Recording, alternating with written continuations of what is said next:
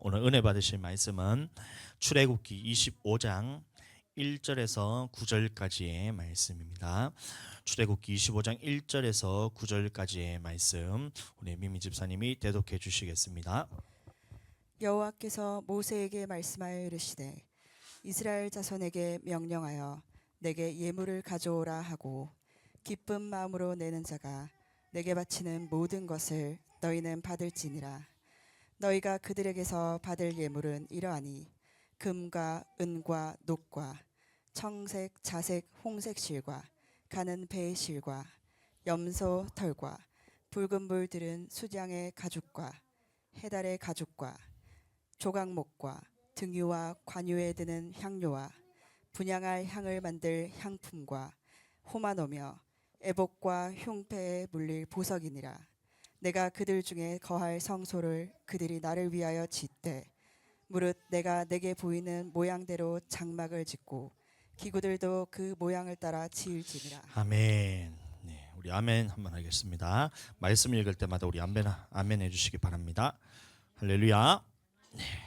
네. 우리 하늘이는 똑바로 자리에 좀 앉아주세요. 저기 서연이 누나 옆에 딱 앉아서 예배를 똑바로 좀 드려주세요. 자, 우리 출애굽기는 이 구속사점 관점으로 볼 때 굉장히 중요한 책이라 할 수 있습니다. 그래서 출애굽기를 보시면 우리 전체 구원이 어떻게 이루어지는가에 대한 이 그림자로서 전체 그림이 다 담겨 있어요. 이렇게 그림자로서 쫙 하고 펼쳐져서 보이고 있다는 것입니다. 그래서 말씀을 드리면 하나님께서 이 이스라엘 백성을 택하시고 그 부르짖음을 들으시고 이 애굽의 10가지 재앙을 내림을 통해서 애굽에서 이제 이스라엘 백성들을 건져내십니다. 그래서 이 애굽에서 건져냈다는 것은 영적으로 보면 애굽은 세상을 의미하는 것이기 때문에 세상에서 건져냈다. 이 세상이란 것은 어떤 것이냐면 하나님이 마지막 때에 심판함으로 그곳에 거하는 자들을 모두 하나님 앞에 불러서 심판되는 곳인데 이곳에서 건져냈다. 다시 말하면 이 세상에서 구원받은 사건을 의미합니다. 그래서 이 애굽에서 나온 이스라엘 백성들을 하나님께서는 그냥 두시는 것이 아니라 이 광야로 인도하여 내셔서 구름 기둥과 불 기둥을 통해서 하나님의 인도하심과 보호하심을 경험하게 됩니다. 그래서 구름 기둥이 앞서서 가면 이스라엘 백성들도 그 진을 따라서 가고 이 구름 기둥이 멈추어 서면 또 이스라엘 백성들은 그곳에서 진을 치고 멈추고 밤에는 마찬가지로 불기둥을 보내서 앞서서 가면 이스라엘 백성들이 그것을 따라가고 불기둥이 멈추어 서면 이스라엘 백성들도 진을 치고 이렇게 가고 서는 이런 모든 일에 있어서 구름기둥과 불기둥을 통하여 인도하심을 경험했다는 것입니다. 또 구름기둥이란 것은 이 낮에는 광야가 어떤 곳이냐면 떼약볕이 얼마나 뜨거운지 저도 가봤는데 막 조금만 걸어도 살고 싶지 않아요. 너무 뜨거워요. 발이 얼마나 뜨거운지. 그다음에 그 가릴 수 있는 햇빛을 가릴 수 있는 이런 나무나 이런 것들이 자라지 않기 때문에 나무라 해봐야 이 시띠나무 같은 이 가시덤불 같은 이런 무릎 높이밖에 안 오는 그런 나무기 때문에 이 그늘이라는 것이 한 군데 없어요. 햇빛을 가려줄 수 있는 곳이 하나도 없어요. 근데 그런 곳에서 구름이란 것은 무슨 말이냐? 이 뜨거운 떼약볕을 가리고 이스라엘 백성들이 그곳에서 살 수 있을 그런 생존과 같은 거예요. 밤에도 마찬가지입니다. 밤에가 광야라는 것이 참 신기한 것이 우리나라는 밤에도 기온차가 별로 크지가 않아요. 근데 낮에는 그렇게 막 30, 50도 가까이 올라가잖아요. 광야가. 근데 밤이 되면 이게 영하로 떨어집니다. 거의. 얼마나 추운지. 밤에 이제 파카를 입고 담요를 2개를 덮는데도 한겨울에 밖에서 자는 것처럼 오들오들 떨려요. 그래서 텐트 안에서 우리가 자고 이랬는데 거기서 불을 켜야만 이제 따뜻함이 유지될 만큼 그렇게 추운 곳이 광야인데 그곳에 밤에 불기둥을 보내주셨다는 것은 이 이스라엘 백성들을 이제 온기로서 보호할 수 있는 그곳이 바로 이제 구름기둥과 불기둥이었다는 거예요. 그래서 하나님이 이 광야로 이끌어내셨을 때는 그냥 이끌어내신 것이 아니라 구름기둥과 불기둥을 통해 인도하시기도 하고 보호하시기도 하고 이스라엘 백성들은 이 보호하심과 인도하심을 경험하는 이런 사건들이 바로 이제 애굽에서 건져냈다는 이 사건입니다. 그래서 이 홍해를 가운데로 이제 하나님이 이 구름 기둥을 인도를 하셔가지고 이제 한 바퀴를 이렇게 삥 돌렸다가 이 홍해길로 삥 돌렸다가 마지막에 바히롯이라는 곳에 진을 쳤을 때에 그때 이 말씀을 제가 자세히 보면 참 이번 주에 제가 새롭게 깨달은 말씀이 이 구름 기둥이 앞서가서 길로 가지 않고 우리가 생각하는 길로 가지 않고 땅으로 가지 않고 갑자기 이게 홍해 바다 위로 이제 구름이 가는 거예요.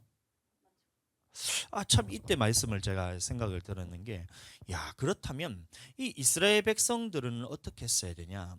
그럼 홍해 길로 들어갔어야 되는 거예요, 원래는.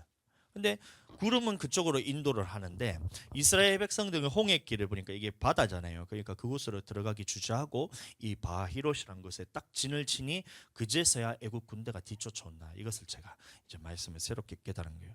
그러니까 우리는 예수님을 이제 믿을 때에 확실하게 이게 우리가 두렵고 우리가 이것이 무언가 막히고 이게 도저히 불가능한 상황이라 할지라도 그것을 하나님 앞에서 담대하게 홍해길로 들어갈 수 있도록 여러분들이 옆에서 인도해 줘야 되는 겁니다. 그래서 어제 왔을 때 어떤 학생이 하나 저희 교회에 새로 온 적이 있어요. 새로운 건 아니고 아는 이제 친구였는데 교회에 와서 제가 이제 물어봤거든요. 뭘 물어봤냐? 너 예수님 믿냐? 이래 물어봤어요. 자기는 예수님 믿는데요. 그래서 예수님 믿는 게 뭐냐? 이래 물어보니까 자기가 배가 아파가지고 화장실에 들어갔는데 배가 너무 아파서 예수님 주여 이렇게 했더니만 배가 안 아팠다는 거예요. 그게 예수님 믿는 걸 하더라고. 그래서 제가 어떻게 했냐면 우리 죄에 대해서 이 모든 죄가 이제 있으면 우리가 죄가 있으면 이 반드시 지옥 갈 수밖에 없는 그 상황이다. 이 지옥이라는 것이 얼마나 고통스러운 것이냐. 그래서 하나님께서 보내주셔서 이 죄의 문제를 해결하기 위해 우리가 예수 그리스도에게 우리 모든 죄를 전가하고 예수님이 십자가의 달림을 통해서 우리 모든 죄가 사함을 받고 그러면 나는 하나님 앞에 의인이 되기 때문에 천국으로 다시 갈 수 있는 이것을 믿는 것이 바로 예수님을 믿는 거니까 알겠다들 마음으로 이미 믿었어요. 그래서 입으로 고백해야 된다 해서 영접기도 하고 그다음에 기도 시간에 저기 앉아 있길래 앞으로 나가 오라 해가지고 목사님이 지금 따라 기도할 때 성령을 보내주시면 성령께서 너에게 임하시면 이게 방언이라는 것이 나오고 이게 하나님이 우리에게 성령을 보내주셨던 표징이고 증거다. 그러니까 지금 따라서 기도하면 이제 방언으로 기도할 수가 있을 거다고 딱 했는데 방언으로 기도 어떻게 하는 거예요? 야. 전체적인 하나님의 역사를 딱 경험하는 거예요. 그러니까 이게 우리가 주저하고 세상과 하나님의 이 광야의 길로 나아가는 홍해를 건너기를 주저하게 되면 뒤에서는 애국 군대가 어김없이 쫓아옵니다. 물론 홍해에서 이제 그 애국 군대를 다 수장시키신 분이 하나님이시지만 그게 아니라 원래대로라면 하나님의 믿음대로 홍해 길로 인도하셨다면 홍해 위로 걸어서 그 물에 갈라서 그때 모세에게 말하는 것이 네가 왜 이곳에서 주저하고 있느냐. 하나님께서 모세에게 이렇게 얘기해요. 주저하지 말고 지팡이를 내밀어서 그 바다를 가르고 홍해길로 들어가게 하라. 이게 모세의 역할이었던 거예요.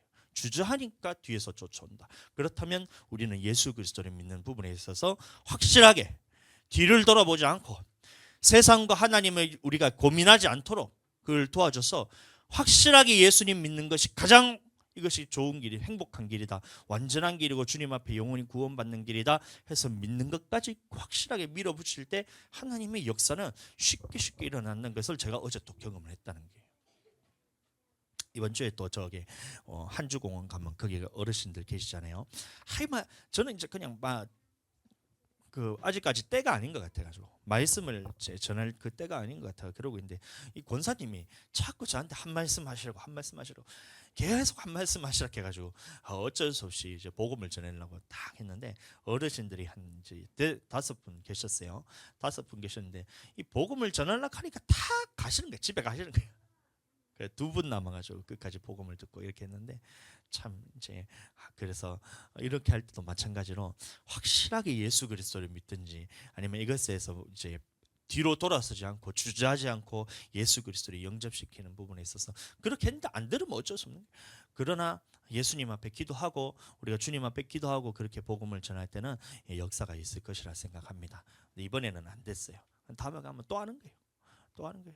우리 헤어질 때는 이제 안아드리면서 사랑한다 하고 주님께서 사랑하시기 때문에 끝까지 들을 수 있으실 거라고 그래서 교회 나가오신 것도 정말 그거는 주님이 그걸 하지 않으면 안 되는 거다고 막 그렇게 해서 막 빡빡 우기니까 그분들이 하는 논리가 그거예요. 뭐냐면 목사님들이 보니까 다들 도둑질한다 이런 거예요. 저한테 그래서 내가 도둑질한 거 아니지 않냐고 그렇게 얘기를 하면서 했더니 그게 아니고 목사님들이 처음에는 다 그랬는데 나중에 되니까 다들 돈 달라 해가지고 그거 전부 다 도둑질한다 하는데 제가 여러분들한테 돈 달라는 적 한 번도 없잖아요. 여러분들 뭐 다른 목사님 어떻게 하는지 모르겠는데 나는 안 할 테니까 일단 오라고 제가 그렇게 말씀드렸는데 막 들을 기가 있으면 듣는 것이겠죠. 근데 여러분들 하나님의 우리는 인도하심을 경험해야 되는데 이 인도하심을 따라서 끝까지 잘 경험하시는 것이 어떤 것이냐, 우리도 마찬가지로 예수님을 믿기 전에는 교회에 대해서 아무도 모르고 예수님에 대해서 아무도 모르고 이제 교회 문화에 대해서 아무것도 모르지만 누군가의 계기를 통해서 하나님에 대해서 알게 되고 예수님에 대해서 복음에 대해서 듣게 되고 또 교회라는 것, 또 기독교 문화라는 것을 알게 되면서 이곳에 지금 여러분들이 앉아 계시는 것잖아요. 그것처럼 이 하나님을 경험하게 되는 이 계기가 있어야 되는데 저도 이제 20살 때 제가 처음으로 제 발로 교회를 나갔습니다. 초등학교 3학년 때는 제가 저희 어머니가 교회를 나가셨거든요. 할아버지가 목사님이셔가지고 그래서 교회를 나갔는데 저희 어머니는 할아버지가 목사님이기 때문에 교회를 나가신 거예요. 예수님 믿어서 나간 게 아니라. 그렇게 하다가 중학교 2학년 때 할아버지가 돌아가시고 고질로서 교회를 안 나가는 바람에 저도 마찬가지로 교회를 안 나가다가 중고등학교 때는 이제 예수님 믿는 게 뭔지도 모르고 이제 나는 교회 다니니까 종교가 뭐냐 하면 기독교다. 이렇게 학교 다니면 이제 종교라는 적는 게 있었잖아요. 항상 저는 기독교를 적었어요. 왜 기독교냐? 할아버지가 목사님이기 때문에 나는 기독교다 이랬는데 교회도 안 나가고 예수님도 모르고 아무것도 모르고 그렇게 이제 살아갔다는 거예요. 그러다가 20살에 어떤 계기가 있었냐면 이 아르바이트 하는데 저를 이제 같이 친하게 지내던 그 누나가 이제 얘기도 하고 막 상담도 하고 그러는데 하루는 이제 저희 부모님 때문에 이제 고통 상처받고 이런 게 있으니까 막 상담을 했는데 저한테 딴 사람들은 전부 다 제 편을 들어줬거든요. 이 저희 부모님이 저를 너무 이제 가혹하게 이제 대했던 것 같다면서 제 편을 들었는데 그분이 딱 얘기하는 게 뭐냐면 네가 잘못했네. 네가 잘못했네 이런 거야. 네가 잘못했네. 뭔 얘기야? 내가 아빠한테 맞았고 내가 지금 아버지 술 취하고 돌아가 내가 맞았는데 내가 뭘 잘못했나 이래 되는 건데 네 부모님이라는 그 존재만으로도 니한테 존경받을 될 뿐이다. 이 얘기를 딱 하는데 야 제가 뒤통수를 한 대 맞은 것처럼 어떻게 이런 생각을 할 수 있지? 이게 된 거예요. 그래서 알아보니까 이 사람이 교회 다니는 사람이고 이 사람이 성령 충만한 사람이고 이래 된 거예요. 그래서 얘기가 나다 보니까 그 분이 하는 말이 결정적인 것이 딴 사람은 모르겠는데 니는 꼭 교회 가야 된다. 요 말을 저한테 해줬어요. 그 말 딱 듣는데 희한하게 제가 그 말이 들리더라고요. 그래서 그래? 그럼 가자. 교회 어딘데? 이러다고 바로 그날 제가 교회를 간 거예요. 2005년 12월 17일에. 제가 어째 기억하냐면 제 생일이 12월 18일이거든요. 그래서 2005년 12월 17일에 제가 하루 전날 토요일입니다. 그래서 그날 그 즉시로 제가 교회 가가지고 그때부터 이제 교회를 다니기 시작했다는 거 아닙니까? 그러니까 이런 계기를 통해서 하나님께서 택하신 백성이라면 구름 기둥과 불 기둥을 통해서 인도하시는 것처럼 하나님께로 인도함을 받는 이 사건이 있다는 거예요. 그러나 이것만 있다고 해서는 여러분들 구원이 있는 믿음이 아니에요. 저번 주에도 말씀드렸다시피 이것은 하나님을 경험하는 믿음이고 하나님이 살아계시는 것 한 분이라는 것을 믿느냐 잘하는도다 귀신들도 믿고 떠드니라 이렇게 얘기하는 거죠. 귀신들도 믿는 믿음이라 이것으로 되는 것이 아니라 이 하나님을 경험했던 사람들은 반드시 예수 그리스도를 주로 고백하는 이 믿음이 있어야 되는데 여러분들 이 믿음은 반드시 가져야 됩니다. 이 믿음은. 그래서 어제 마찬가지로 제가 예수님을 영접시키고 이런 것들이 하나님의 이미 경험을 했었어요. 어디냐면 이제 저기 다른 교회 다니던 친구였어요. 다니던 친구인데 이제 물어보니까 3개월째 교회를 안 나가고 있다 이러더라고 저한테. 자랑이다. 그러면서 우리 교회 나오라 했는데 오늘은 지 아는 형이랑 PC방 간다고 못 나온다고 해가지고 자기가 떠오라 했어 제가. 아직까지 그 믿음이 안 들어왔기 때문에 그런데 그래도 예수 그리스도를 영접하고 성령까지 다 받는 모습을 봤을 때 우리 교회로 올 것 같아. 주님 안에 좀 잘 성장할 것 같아요. 자 그래서 이 예수 그리스도를 믿는 이 믿음으로서 이제 인도를 해줘야 된다는 겁니다.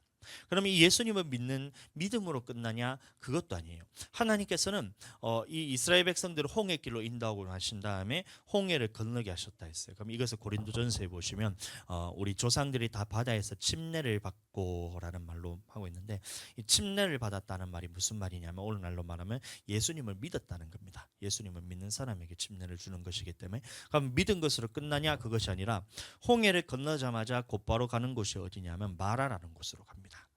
광야길을 걷게 하신다는 거예요. 그래서 믿은 사람들을 하나님께서 광야길로 인도하시는데 이곳에서도 하나님이 어떤 분이신가를 배우게 된다는 거예요. 그래서 사흘 동안 길을 걸어서 가는데 물이 없어서 목이 마른 그때에 마라에 도착했더니만 우물이 크다란 게 이제 있었다는 거예요.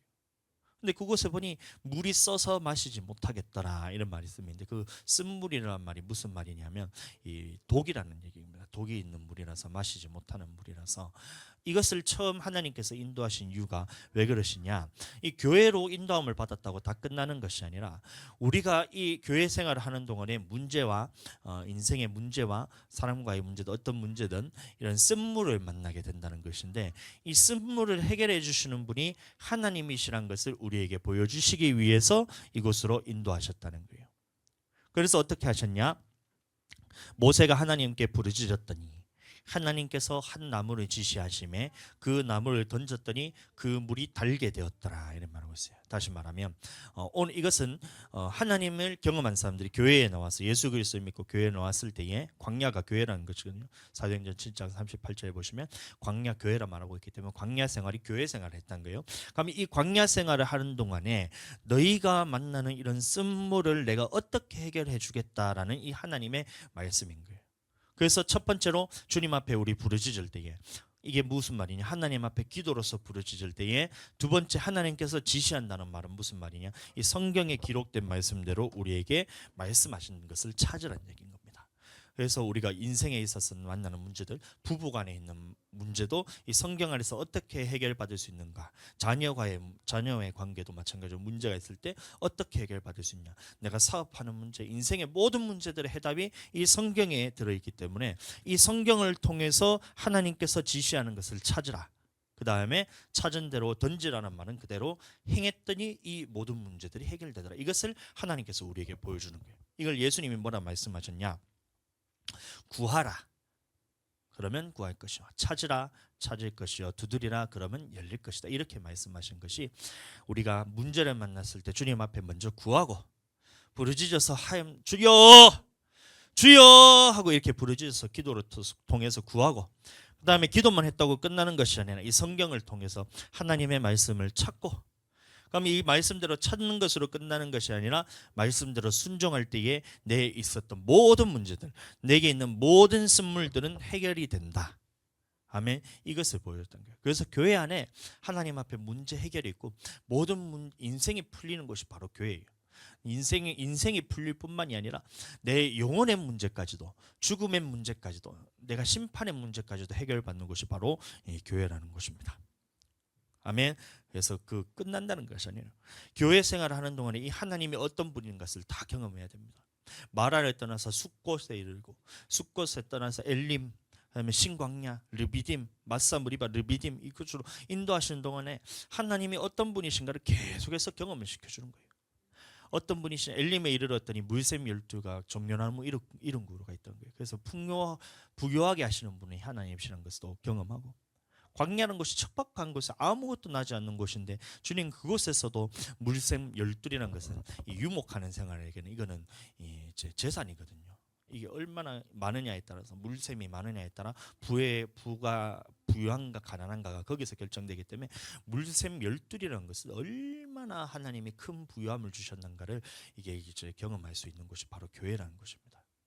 야고비가 우물을 팔 때 이곳에 파니까 블레셋 사람이 왔고, 이곳에 파니까 블레셋 한 사람이 또 맞고, 이렇게 했는데 그 우물들을 팠는데 결국에 얻은 게 하나밖에 없었잖아요.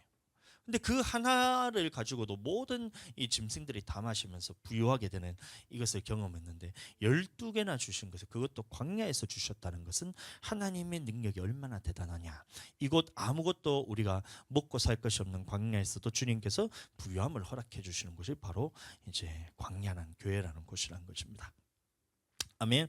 그다음에 하나님께서 이 엘림에서 또 내가 너에게 명하는 이 율법에 의해서 하나라도 이제 어기지 않고 지킬 때는 내가 애굽에서 내렸던 질병 중에 너에게 하나라도 내리지 아니하겠다, 이 약속을 주시는 걸 보면 주님께서는 우리에게 이곳을 또 치유하시는 곳으로서 우리에게 말씀하는 거예요. 그래서 교회에 왔을 때 기도할 때는 치유가 일어납니다. 은사로서 나타나는 것도 있지만 교회에 와서 기도할 때는 하나님께서 이것을 직접 치유하시는 거예요. 손을 얹은 즉 믿는 자에게 이런 표적이 따르니 손을 얹은 즉 나음을 입으리라. 이 믿음 가지고 손을 얹을 때 나음이 있는 거예요. 우리 교회에서도 계속해서 나타납니다. 애들 아플 때 이게 배가 아파가지고 설사병이 나가지고 그러고 있을 때 예수 이름으로 떠나가라고 손 얹고 기도하면 그 즉시로 나아요. 사모님도 아플 때 매일 그러는 건 아니지만 한 번씩 기도할 때 믿음이 이제 그 확신이 있을 때 기도하면 그게 이루어지는 거예요. 아멘. 여러분들 이것이 어디서 일어나느냐? 교회에서 일어난다는 거예요. 또 신광야에 이랬을 때 메추라기와 만나를 보내주셨을 때 메추라기는 한 번 주셨는 것 같아요. 여러 번 줬을 수도 있지만 성경에 기록되지 않아요. 근데 만나는 이 40년이 지나는 그 광야 생활하는 동안 매일 아침마다 이 만나를 주시면서 일용할 양식으로서 하나님이 우리에게 주신다. 그럼 교회는 무엇이냐? 일용할 양식으로서 우리에게 주시는 것이 바로 교회다. 그러면 만나가 우리에게 말하는 것은 하나님 앞에 말씀으로 살아야 될 것이라. 이제 너희가 떡으로만 살 것이 아니라 여호와 입에서 나오는 모든 말씀으로 살 것이니라, 이것을 의미하는 것이기 때문에 이 교회란 것은 매일 오더라도 매일 생명의 양식으로 내 영혼이 살아날 수 있는 말씀을 주시는 것이 바로 교회라는 것입니다. 이 모든 것을 우리가 교회에서 경험해야 된다는 거예요. 마사 무리바에 갔을 때 마실 물이 없어서 사람들이 부르짖었을 때 하나님께서 이 물을 반석을 치라. 이 반석을 치라 했을 때 반석은 뭐라고 나오냐면 또 고린도전서 15장에 보시면 반석은 곧 그리스도란 말했거든요. 그럼 그리스도를 쳤을 때 나오는 이 생수가 공급된다는 것은 예수님께서 우리에게 주실 성령을 의미하는 거예요. 그래서 이 교회 생활을 하는 동안에 성령을 통해서 하나님 앞에 목마를 때에 이 마사에서 왜 하나님께 목마르다고 부르짖었냐면 이곳에 하나님이 살아계신가, 하나님이 나와 함께 하시는가 아닌가를 시험했다 그랬거든요. 그러면 교회 생활하는 동안 우리가 하나님이 살아계시고 함께 하신다는 것을 어떻게 느낄 수 있냐? 마찬가지로 성령이 내게 있으면 하나님이 살아계시고 함께 한다는 게 느껴지는 거예요. 이것이 바로 교회라는 거예요. 전쟁에 승리하게 하신 분도 하나님이고, 그리고 마침내 시내산에 도착했을 때 하나님의 섬기는 방법인 율례와 계명, 법도 율법과 계명 이런 것들을 선포하시는 거예요. 이 마찬가지로 우리가 교회에서 하나님을 어떤 분인가 경험하는 것도 중요하지만 이것보다 가장 중요한 것은 뭐냐? 이 하나님의 전에서는, 이 교회에서는 하나님의 생명의 말씀, 우리가 어떻게 해야 내 영혼이 살아나고 천국으로 들어갈 수 있느냐, 어떻게 해야 내 영혼이 주님 앞에서 구원을 받을 수 있느냐, 이 생명의 말씀을 들어야 하는 곳이 바로 교회라는 곳입니다. 생명의 도. 어떻게 하면 우리에게 복과 생명이 주어지고 마침내 내 영혼이 구원을 받게 될 것인지, 또 어떻게 해야 사망과 저주가 내게 임하고 내가 마침내 영혼이 멸망을 받게 되는 것인지, 이 말씀을 들어야 우리가 그것을 두고 선택을 할 수 있기 때문에 항상 이 교회에서는 내가 어떻게 해야 천국에 들어갈 수 있는지, 내가 어떻게 하면 천국에 못 들어가는지에 대한 말씀이 항상 선포돼야 되는 거예요. 그리고 이 말씀을 들을 때에 우리가 살기 위해서는 어떻게 해야 되냐? 생명을 선택할 수 있어야 된다는 겁니다. 신명기 30장 19절. 내가 오늘 하늘과 땅을 불러 너희에게 증거를 삼노라. 내가 생명과 사망과 복과 저주를 내 앞에 두었은즉 너와 내 자손이 살기 위하여 생명을 택하고. 예, 그래서 이 성경 전체를 보시면 이 생명의 말씀이라 했을 때는 딱 두 가지 길이 있습니다. 에덴 동산에서도 두 가지 길이 있었어요. 첫 번째는 뭐예요? 생명나무가 있고, 또 하나는 선악을 알게 하는 나무. 생명나무를 먹으면 어떻게 돼요? 이것을 먹고 영생하고, 선악을 알게 하는 나무를 먹으면 반드시 죽으리라. 이 두 가지가 항상 같이 있었다는 거예요. 그럼 이스라엘 백성들에게도 똑같이 이제 얘기하는 거예요. 뭐냐? 너에게 생명과 복을 주노라. 그래서 이것을 율법과 계명과 율례와 법도를 너에게 선포했을 때에 이 말씀대로 너희가 순종할 때는 너에게는 영생이 있고, 이 말씀대로 너희가 살지 않고 하나님이 아닌 다른 것들을 선택할 때는 너에게는 사망과 저주가 있으니 너는 이 두 가지 중에 무엇을 선택하겠느냐? 그러니 너희는 어떻게 해야 되냐? 살기 위해서 생명을 택하라. 이것이 뭐냐면 복음인 것입니다. 오늘날 우리에게도 마찬가지로 예수님께서 이 율법을 없애신 것이 아니라 율법을 완성시키러 오셨다. 마태복음 5장 보시면 율법을 완성시키러 오셨다라고 말씀하시면서 제가 읽어드리겠습니다. 마태복음 5장 17절, 내가 율법이나 선지자를 폐하러 온 줄로 생각하지 말라. 폐하러 온 것이 아니라 완전케 하려 함이라. 이 말씀하시면서 20절에 내가 너희에게 이르노니 너희 의가 서기관과 바리새인보다 더 낫지 못하면 결코 천국에 들어가지 못하리라. 이 말씀하시면서 21절부터 7장까지 계속 말씀이 완성시키신 율법에 대해서 말씀하신 거예요. 그러니 옛사람에게 말한 바 살인하지 말라. 누구든지 살인하면 심판을 받게 되리라 하였다는 것을 너희가 들었으나 나는 너희에게 이르노니. 이렇게 한 거예요. 27절, 또 간음하지 말라는 것을 너희가 들었으나 28절, 나는 너희에게 이르노니. 33절, 옛사람에게 말한 바 헛맹세를 하지 말고 맹세한 것을 주께 지키라 하였다는 것을 너희가 들었으나 34절, 나는 너희에게 이르노니. 38절 마찬가지입니다. 눈은 눈으로 이는 이로 갚으라 하였다는 것을 너희가 들었으나 나는 너희에게 이르노니. 이러면서 예수님께서 완성시키신 율법에 대해서 우리에게 말씀하신 거예요. 그 율법은 무엇이냐? 겉의 법만 지키는 것이 아니라 우리의 속의 법도 지켜라. 그래서 이 하나님의 말씀을 지킬 때는 너에게 생명과 복이 있고 또 영생이 있고, 반대로 이 말씀대로 너희가 살지 않을 때는 사망과 저주와 너에게 심판이 있으니 너희는 어떻게 해야 되겠느냐? 살기 위해서 생명을 택하라. 이것이 뭐냐면 복음이란 것입니다. 살기 위해서 생명을 택하라. 이것이 복음이란 겁니다. 아멘. 그래서 우리가 이제 하나님의 말씀대로 순종하는 삶을 살아야 되는 것이 마땅한 것이고, 혹시 우리가 불순종하는 삶을 살더라도 예수님의 피를 공로를 의지해서 나의 죄에 대해서 회개하고 자복하고 돌이켜서 다시 하나님의 말씀이 맞다, 다시 주님의 말씀에 순종하는 삶을 사는, 이것이 뭐냐? 이 전체 구원의 역사의 과정 중에서 생명을 택한다는 거예요. 이게 구원의 내용이라는 것입니다. 아멘. 그렇게 살아가게 되길 축복합니다. 자, 그래서 오늘 말씀은 무슨 말이냐? 이 관점에서 볼 때에 우리는 물질을 어떻게 사용해야 되는가, 이 부분에 대한 생명의 말씀을 우리에게 주신 것입니다. 출애굽기 9장, 출애굽기 몇 장이었죠?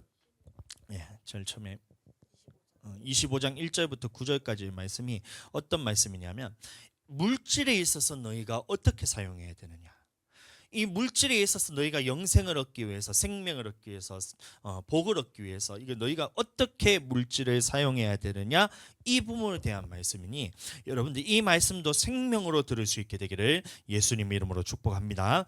자, 이스라엘 백성이 출애굽할 때에 하나님은 이 물질에 관하여서 한 가지 약속을 하십니다. 출애굽기 11장 1절 2절 읽어주세요. 그가 너희를 내보낼 때에는 여기서 반드시 다 쫓아내리니 백성에게 말하여 사람들에게 각기 이웃들에게 은금 패물을 구하게 하라 하시더니. 아멘. 자, 이게 애굽에서 나올 때 하나님이 약속하신 겁니다. 그래서 무슨 말이냐면 세상에서 우리가 쫓겨나와서 교회로 나온 거예요. 우리는 그렇잖아요. 세상에서 쫓겨나와서 우리가 교회로 나온 것인데, 이 나올 때 하나님께서 빈손을 보내지 아니하고 빈손으로 보내지 아니하시고 반드시 이 재물 얻을 능력을 주셔서 함께 물질을 가지고 나오게 하십니다. 아멘. 이 애굽에서 나올 때 실제로 하나님이 이 애굽 사람들로 은혜를 있게 하셔서 그 애굽에 있는 이 모든 물질을 다 가지고 나오는 것을 봅니다. 출애굽기 12장. 이스라엘 자손이 모세의 말대로 하여 애굽 사람에게 은금 패물과 의복을 구하매 여호와께서 애굽 사람들에게 이스라엘 백성에게 은혜를 입히게 하사 그들이 구하는 대로 주게 하심으로 그들이 애굽 사람의 물품을 취하였더라. 아멘. 자, 여기서 보시면 이 취하란 물품 중에 어떤 물품이 있냐면 은금 패물이 있습니다. 은금 패물이 있고 의복을 구하라 해서 의복이 있고, 의복은 옷이고 은금 패물은 이 귀걸이, 팔찌, 발찌, 이집트 보면 휘황찬란하게 꾸몄던 그런 이제 보석들 있잖아요. 그런 것들 전부 다가 있는데, 이것들을 하나님께서 왜 구하라 하셨을까요? 한번 따라해 보겠습니다. 쓸 데가 있다. 다시 한번 쓸 때가 있다. 예, 그래서 쓸 때가 있기 때문에 하나님께서 이 은금 패물을 다 구하라시고 이 모든 것을 다 애굽 사람들로부터 구하라신 거예요. 이것들을 다 어디 쓰냐면 그것이 오늘 본문의 말씀입니다. 출애굽기 25장 8절.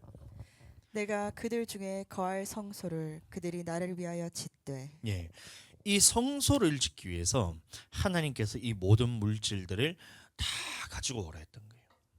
그래서 은과 금은 어디에 쓰이냐면 이 성막에 있는 기물들 보시면 언약궤부터 시작해서 그 금고리 그 전체를 보면 이제 천막들을 쫙 치면 그 갈고리들, 그다음에 불똥집게, 그다음에 그 손 씻는 물 이런 모든 것들을 다 뭘로 만드냐면 그 은과 금을 다 녹여서 다 만드는 거예요. 이 성물을 만드는 데 쓰이기도 하고 이 각종 보석들도 있어요. 보석들 이것은 어디에 쓰이냐면 이 제사장의 의복을 만들 때 다 쓰입니다. 그래서 가슴판에다가 이것을 12보석을 다 해가지고 이것을 다 하나씩 이렇게 의미를 둬가지고 12보석을 다 박는 것이 다 그게 뭐냐 이 의복을 만들 때 쓰고, 그다음에 의복을 왜 가지고 오라 했냐면 그 안에서 옷을 딱 가져오면 그것을 내가 입으라고 주신 것이 아니라 지혜로운 사람들이 그것을 다 실을 다 뺍니다. 옷을 받았으면 애굽 사람이 있는 옷을 실을 다 하나씩 다 빼요. 그럼 청색 실은 청색 실대로, 홍색 자색 실은 홍색 자색 실대로, 가는 게 꼼 배실은 배실대로 다 빼서 이것을 가지고 무엇을 만드냐면 제사장의 의복을 만들고, 그다음에 성막에 있는 이 성막 덮개부터 시작해서 이 모든, 그다음 안에 보시면 지성소와 성소를 가리는 휘장, 그다음에 천막 같은 이제 테두리에 있는 울타리에 있는 치는 이 모든 그런 막들 이런 것들을 만드는데 모든 것을 다 쓰는 거예요.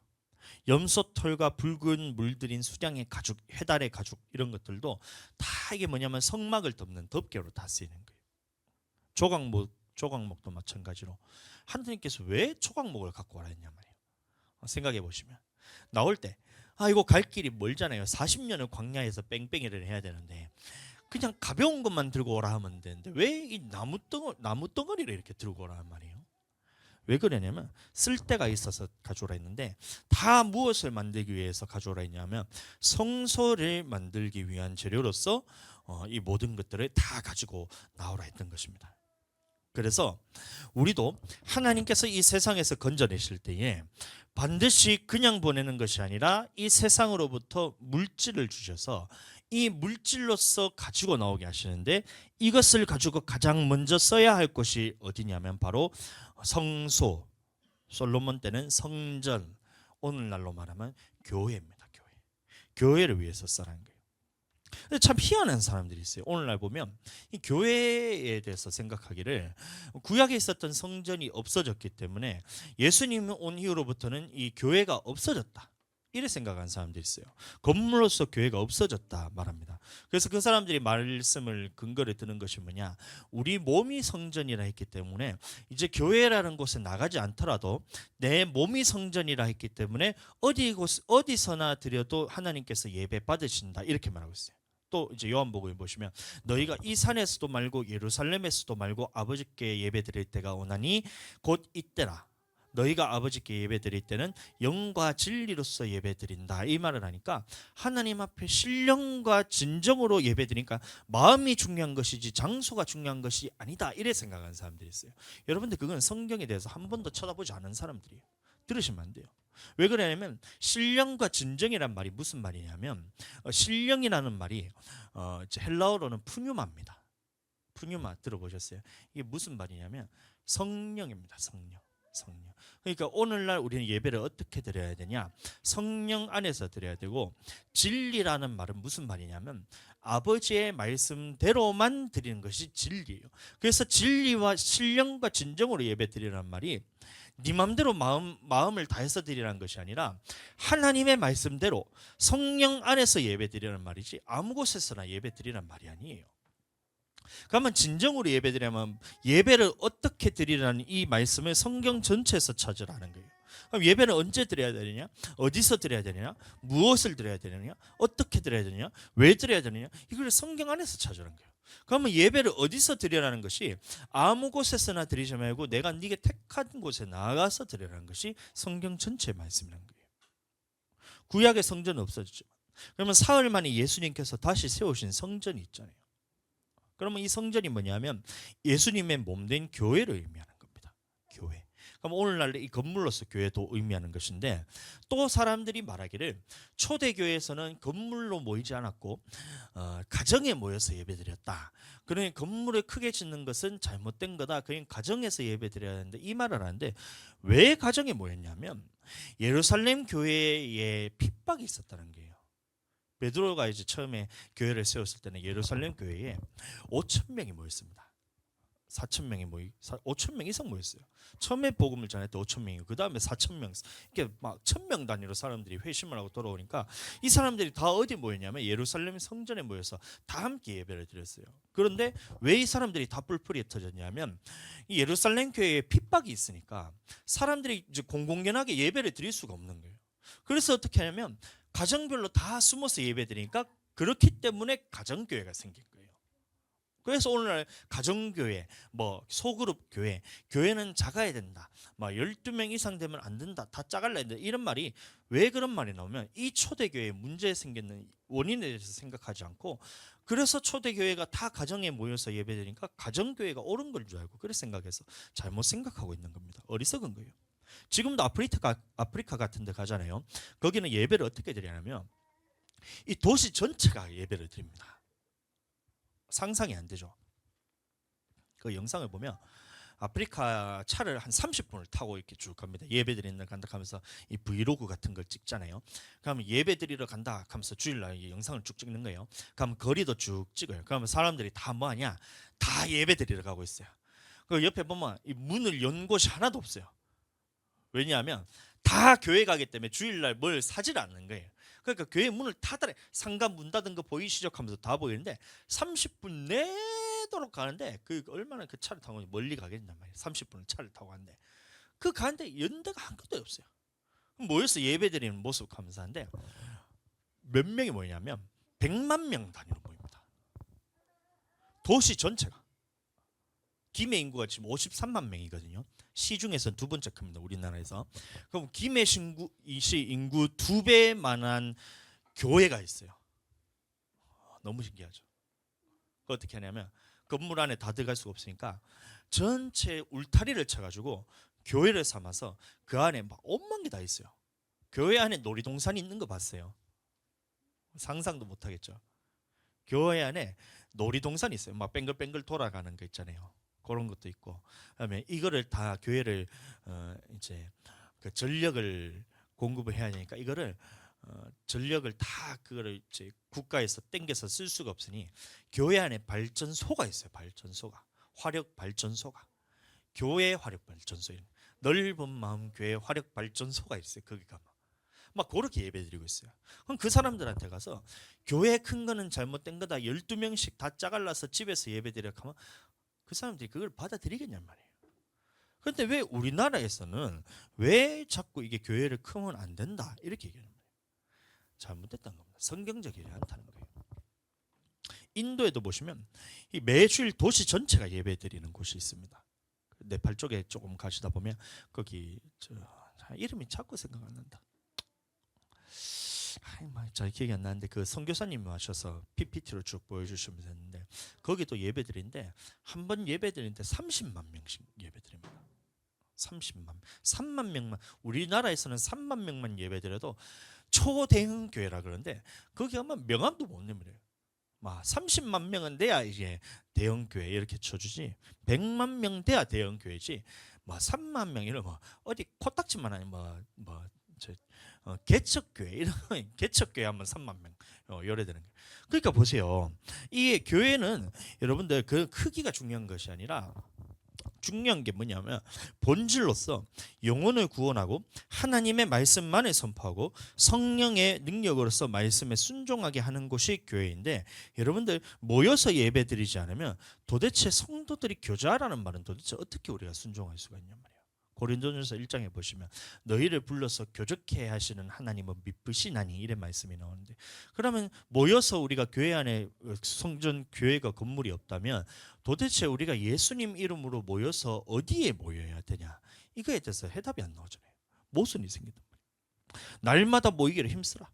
모이기를 힘쓰라는 말씀에 어떻게 순종하며 날마다 성전에 모이기를 힘썼다는 이 초대교회의 모습들은 그러면 도대체 그게 뭐냔 말이에요. 그럼 이런 말씀들에 모순이 생기기 때문에 여러분들 내 몸이 성전이기 때문에 건물이 없어졌다, 이 말은 성경적으로 봤을 땐 틀린 말입니다. 오늘날로 반드시 모이기 위한 건물로서 교회도 반드시 필요합니다. 아멘. 그래서 우리가 교회 그 건물이 있어야 여러분들 기도할 수 있잖아요.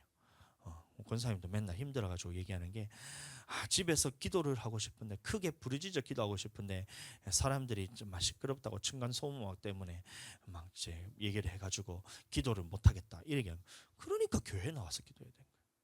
저희도 개척하기 전에 한 3개월 정도를 제 집에서 예배드린 적이 있었어요. 빌라에서. 이렇게 그냥 똑같이 드립니다. 막 주여 30분 막 부르짖어 기도하고 30분 동안 찬양 막 기타 치고 막 부르짖어 찬양하고 이렇게 하면서 또 예배 끝나고 주여 하고 이렇게 하는데 막 3주 견디 4주째 돼가지고 연락이 와가 도대체 주일날마다 뭐 하냐고 이렇게 얘기하니까, 집에서는 여러분들 신앙생활을 할 수가 없어요. 교회 건물이 없으면 여러분들 신앙생활을 할 수가 없는 거예요. 그러니 집에서 기도하게 하는 거, 그거 마귀가 좋아하는 겁니다. 마귀가.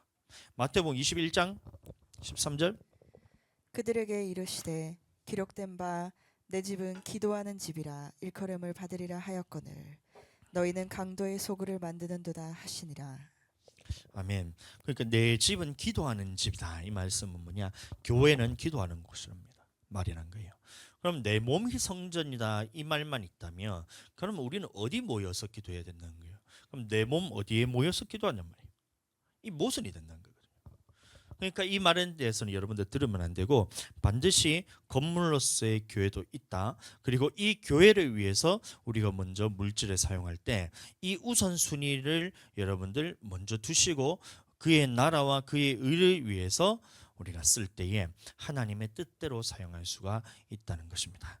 그래서 구약에서는 솔로몬 때는 성전, 모세 때는 성소, 그 전에 족장 시대 때도 예배 초소를 다 구별했어요.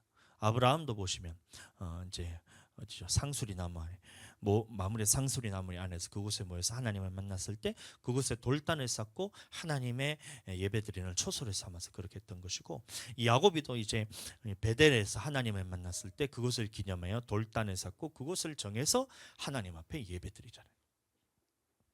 딴 데서 예배드렸다가 딸 딥나가 세겜 추장한테 강간당하는 이런 일도 벌어지고, 다시 하나님이 나타나셔서 말씀하시기를 네가 전에 나에게 소원했던 대로 베델에 가서 예배를 드리라 해서 하나님 앞에 다시 베델로 가서 예배드리는 이런 일이 일어나는 거예요. 그러니까 보시면 정해진 장소가 있다는 것이고, 오늘날도 마찬가지로 하나님의 이름을 들 것인 이 교회를 세우시고 교회에서 예배드리는 것이 옳은 일이라는 것입니다. 그러니까 가장 먼저 사용해야 될 것이냐, 물질을 주셨을 때 하나님이 이 물질을 주셨을 때 재물을 얻을 능력을 우리에게 주신 이유가 무엇이냐, 가장 먼저 여호와의 이름을 들 것인 이 성소, 성전, 이 교회를 위해서 먼저 사용하라는 거예요. 그래서 교회를 뚫어보시고 부서진 곳은 있나 없나, 그 다음에 깨지거나 고장난 것은 있는가 없나, 이런 것들을 먼저 교회 돌아가시면 그렇게 한번 해보세요. 하나님 앞에서 정말 가장 복받는 길이 교회를 위해서 쓰는 거예요. 우리 교회는 부족한 게 없어요. 너무나 풍족해가지고 고장난 것도 싹 다 고쳐놨고, 여러분들 월세는 밀리지 않나, 안 밀려요. 돈 너무 풍족하게 주셔가지고 남습니다. 공과금, 세금 여러분들 안 밀려요. 사회가 필요한, 저희가 목회 활동하는데 필요한 돈들이 있잖아요. 성도들한테 교제할 때 그냥 막 왔다가 교회 왔다 그냥 가라 이렇게 하면 이 인간미가 없잖아요. 그러면 어떻게 하면 밥도 한번 사 먹여야 되고 막 과자도 사줘야 되고 이렇게 하는 모든 것이 이제 다 목회 활동에 들어가는 거기 때문에 이런 것들을 사용하는데 부족한 거 있냐 없나 보면 없어요. 너무 남아요. 언제 이렇게 우리 교회에 돈이 많이 부어지나, 좀 신기할 정도로 펑펑 쓰거든요. 성도들을 위해서, 교회를 위해서 그냥 막 아낌없이 다 쓰는데도 항상 보면 교회에 돈이 나와요. 그러니까 다른 교회에 나가서 헌금하는 것도 막 듬성듬성 그냥 이렇게 막 헌금할 수 있는 것도 교회에 남음이 있기 때문에 그걸로 다 하는 겁니다. 그러니까 거꾸로 되면 어떻게 되냐, 그러면 교회에 문제가 생깁니다. 오늘날 많은 교회에서 물질을 거꾸로 씁니다. 첫 번째는 어떻게 써야 되냐면 주의 먼저 그의 나라와 그의 의를 위해서 써야 되고, 그 말이 무슨 말이냐? 교회를 위해서 써야 되고, 주의 종을 위해서 써야 되고, 성도들을 위해 써야 되고, 그 나머지로 이 구제하고 성교하고 이렇게 해야 되는데 거꾸로 됐어요. 구제 성교 다 하고 성도들은 어렵거나 말거나 그건 관심도 없고, 그럼 성도들이 어려우면 이 성도들의 그럼 뭐 어떻게 교회에 어떻게 나오냔 말이에요. 그 다음에 어떻게 하냐면 주의 종은 쫄쫄 굶고 살아요. 먹을 것도 없어가지고 막 그렇게 살아서 목사님들 나가서 일하라 하고, 로아 목 부러지겠다. 로아 목 부러지겠다. 깨어 있어. 그럼 이제 주의 종들은 아무것도 먹었어요. 막 몇 날 며칠 라면 먹고 살고 있는데도 그걸 관심도 없어요. 우리 교회가 그렇다는 게 아니라 나머지 마지막으로 교회를 봤다면 교회는 구멍에 나가서 천장에 물이 새는데 그거를 고치지도 않고 돈이 없다고 이러고 있어요. 순서가 잘못됐던 거예요. 그러면 어떻게 되냐? 네 같으면 그런 교회 가겠냔 말이에요. 생각을 한번 해보세요. 그러니까 교회를 가장 먼저 우선순위를 두고 이거를 완전히 다 깔끔하게 주님 앞에서 예배드릴 수 있는 환경을 마련해줘야 성도들이 왔을 때 이곳에서 기쁨을 느끼고 즐거움을 느끼고 영혼이 살아나는 그 역사가 나타나요. 우리 교회는 저희 웨딩 촬영할 수 있는 저 포토존까지 싹 다 만들어놨잖아요. 근데 진짜 주의 법칙이 신기한 것이 이렇게 주를 위해서 다 쓰는데도 쓰고 남음이 있어요. 너무 감사해요. 출애굽기 35장. 그들이 이스라엘 자손의 성소의 모든 것을 만들기 위하여 가져온 재물을 모세에게서 받으니라. 그러나 백성이 아침마다 자원하는 예물을 연하여 가져왔으므로 성소의 모든 일을 하는 지혜로운 자들이 각기 하는 일을 중지하고 와서 모세에게 말하여 이르되, 백성이 너무 많이 가져오므로 여호와께서 명령하신 일에 쓰기에 남음이 있나이다. 그래서 성소에 예물을 쓰기 위해서 예물을 가져오라 했는데 매일 같이 가져오는데 성소를 다 짓고도 남을 만한 예물을 가져와서 이제 그만 갖고 와라. 교회에 필요한 것은 이제 그만 갖고 와라. 이렇게 이제 얘기를 했다는 거예요. 이게 정상적인 교회의 모습입니다. 자원하여 성소를 위해서 예물을 가져오더라도 너무 많이 남아서 이것을 그만 가져오라 하고 성도들에게 그 남은 것으로도 먹고 살 수 있는 만한 것이 이게 하나님의 법칙이에요.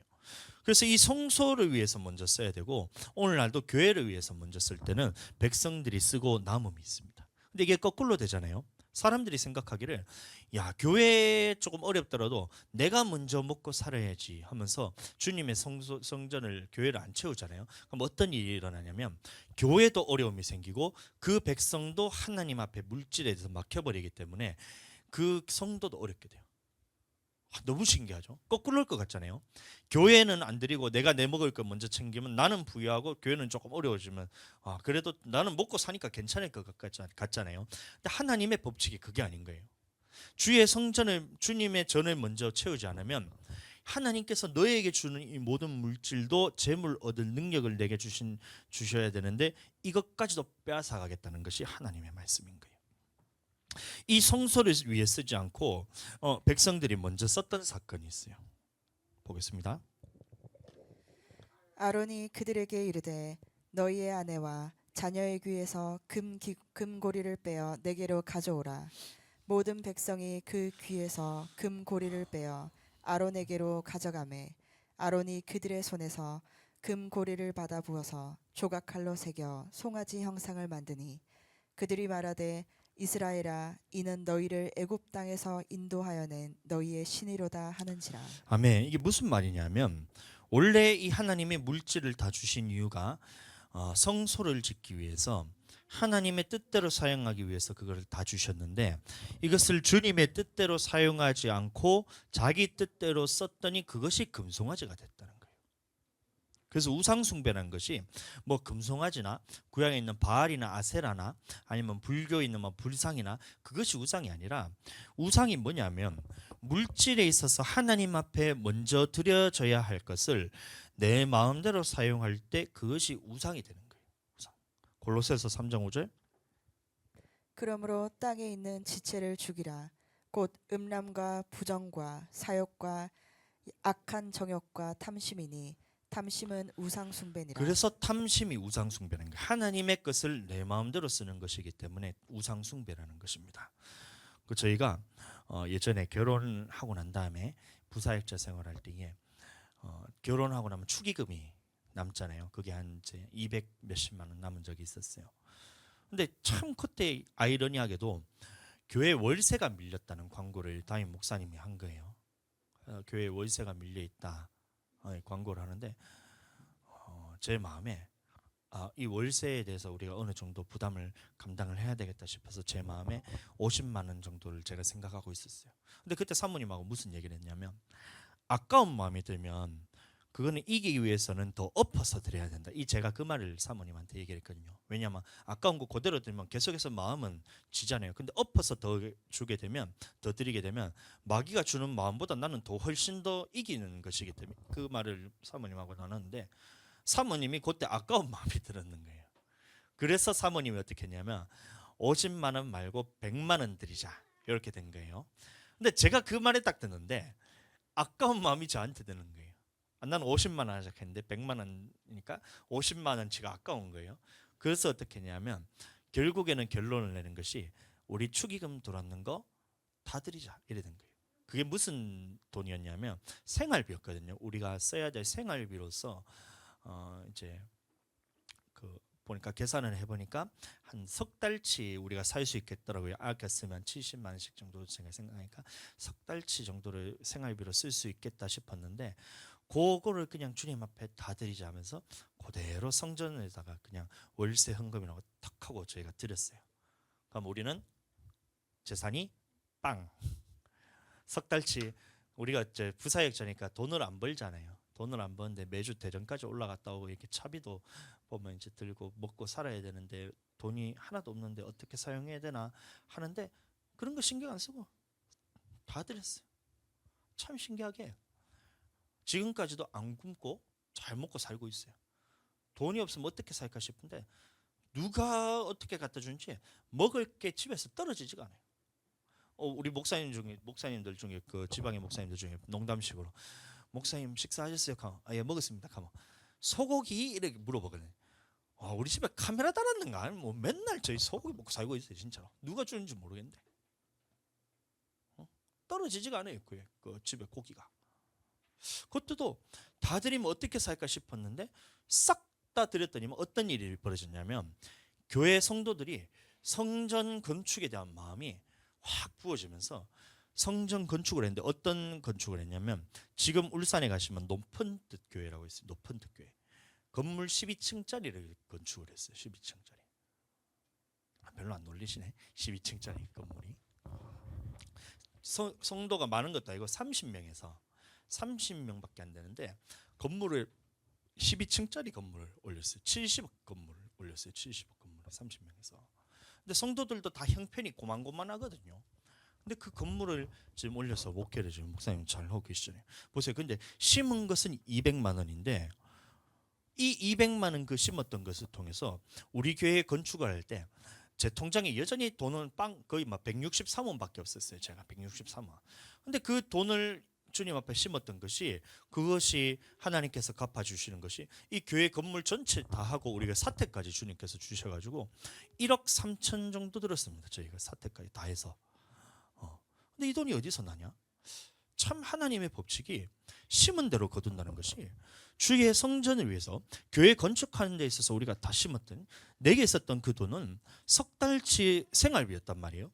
과부의 두랩돈은 한 달치 생활비인데 과부의 두랩돈이 아니라 과부의 두랩돈을 저희가 3배를 한 거잖아요. 그럼 주님께서 그것을 보시고 이 30배, 60배, 100배에 복을 해서 이 100배를 준다는 것이 2억이잖아요. 200만 원은 내가 심었지만 근데 우리가 봤을 때 교회 건축할 때 한 1억 3천 정도 들었던 것 같아요. 이 건물 전체 다 리모델링하고 그다음에 저기 우리 사택까지 싹 다 하니까 막 한 1억 3천 정도 든 것 같은데 아직 7천만 원 제가 받을 게 남은 것 같아요.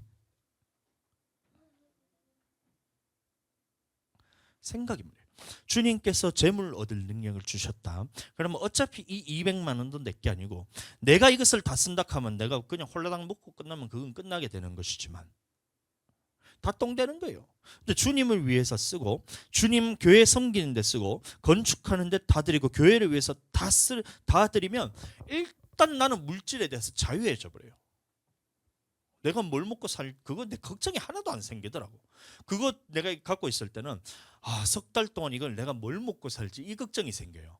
근데 이거를 주님 앞에 싹 다 드리고 나니까 뭘 먹고 살 걱정이 없어져요. 어차피 뭐 먹고 주님이 주시면 먹는 거고 없으면 뭐 굶어 죽는데 굶어 죽게 하겠냐 이래서 굶어 죽으면 순교하는 거니까 막 그런 막 물질에 대한 자유함이 생기는데 물질에 보고 얼마나 많이 부어주는 줄 몰라요. 지금도 생각만 하면 다 부어주세요. 교회 개척하고도 목사님들이 한 번씩 연락 오십니다. 계좌번호 불러라고. 왜요? 가만.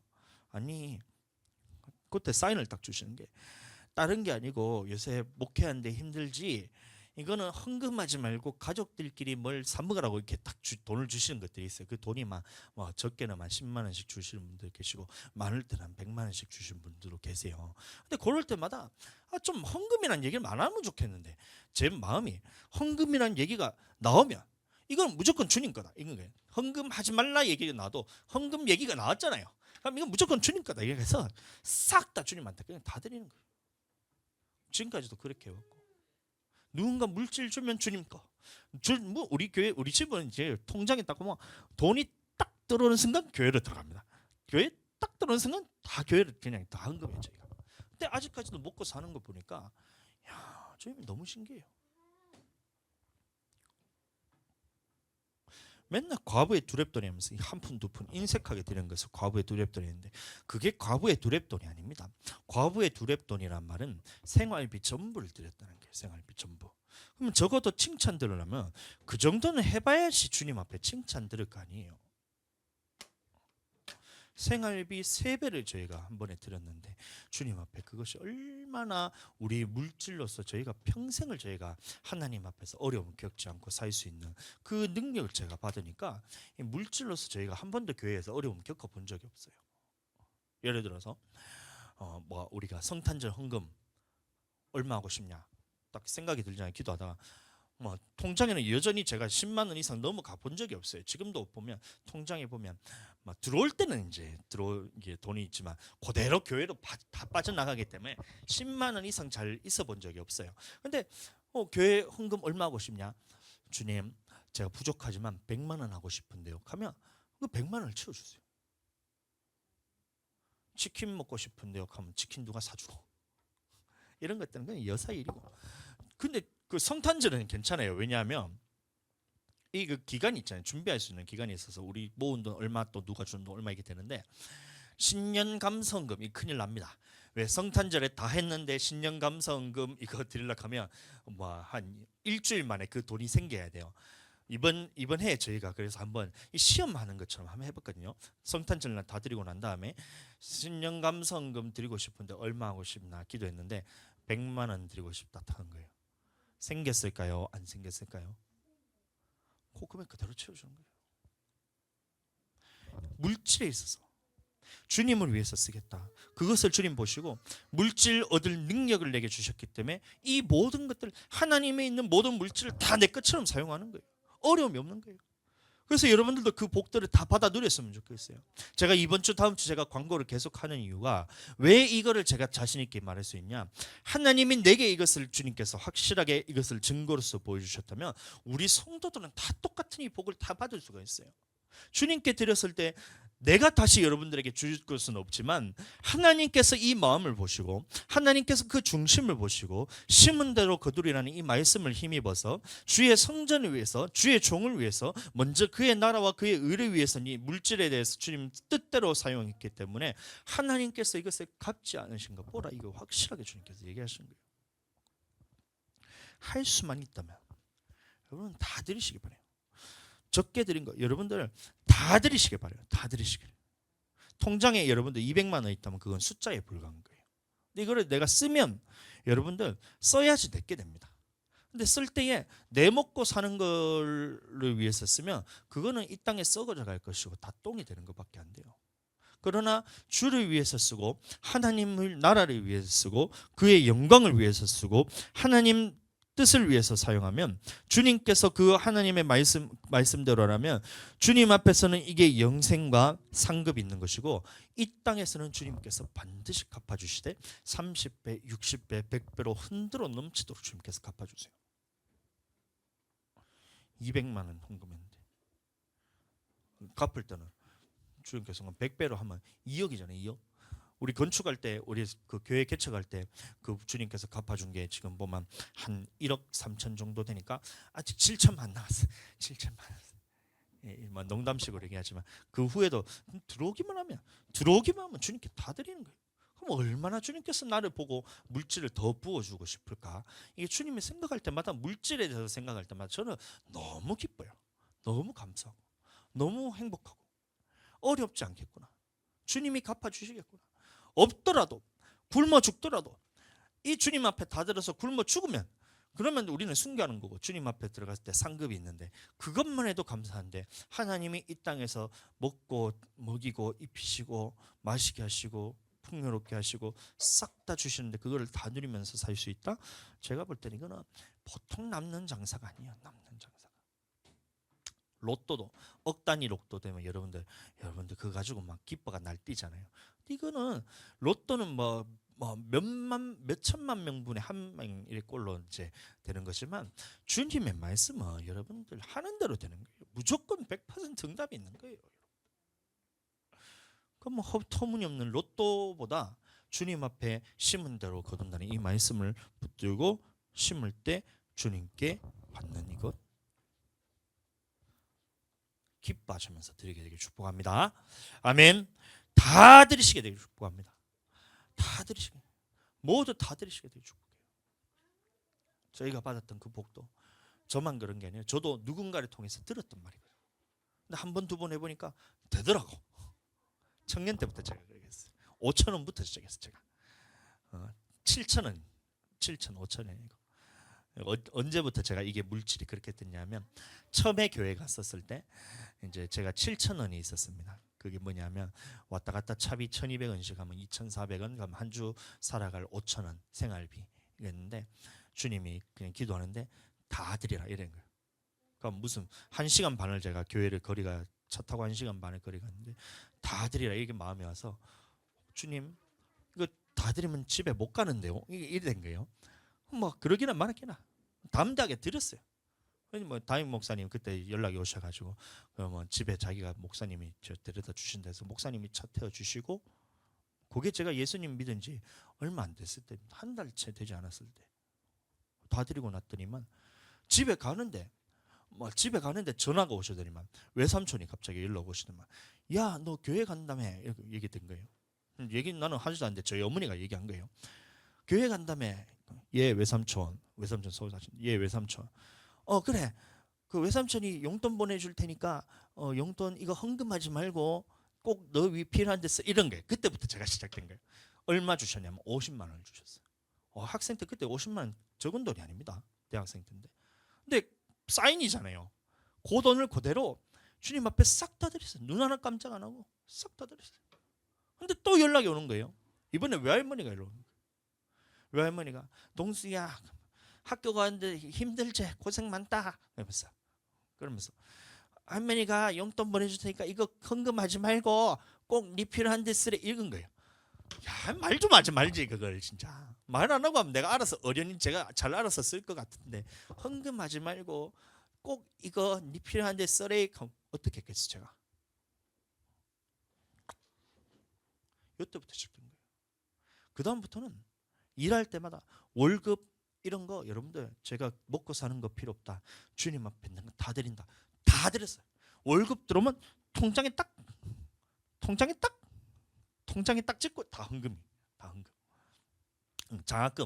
장학금 보면 저희가 280만 원 이렇게 제가 받았어요. 원래는 이제 전액 받으면 제가 한 400만 원 받아야 되는데, 전액은 제가 아직까지 못 받아봤고, 반액을 제가 받았습니다. 그 2등 하면 제가 반액 주고, 2등 3등 반액, 1등 전액, 2등 3등 반액, 4등 5등 뭐 30% 주는데, 제가 반액을 받았는데, 그럼 200만 원 딱 주님께 이걸 하다 보니까 뭐 다 들어오면 그냥 다 주님께 드리는 게 그냥 습관화되다 보니까, 이게 어떻게 사나 싶은데도 아직까지도 제가 부족함이 없이 살고 있어요. 너무 풍요롭게 살고 있어요. 어디 중심을 두고 살아가냐. 나는 주님, 내가 주님 건데 내 안에 있는 물질이야 주님 게 아니겠냔 말이에요. 다 드려봐요. 그러게 되게 축복합니다. 그것을 여러분들 다 받아 누리셔야 돼요. 그래야 이 땅에 살아가면서 주님 이 안에서 물질로 어려움 겪지 않고 자유하게 되면서 마침내 내게 영생이 있기 때문에 주님 앞에서 그 마음 가지고 여러분들 살아가게 되게 축복합니다.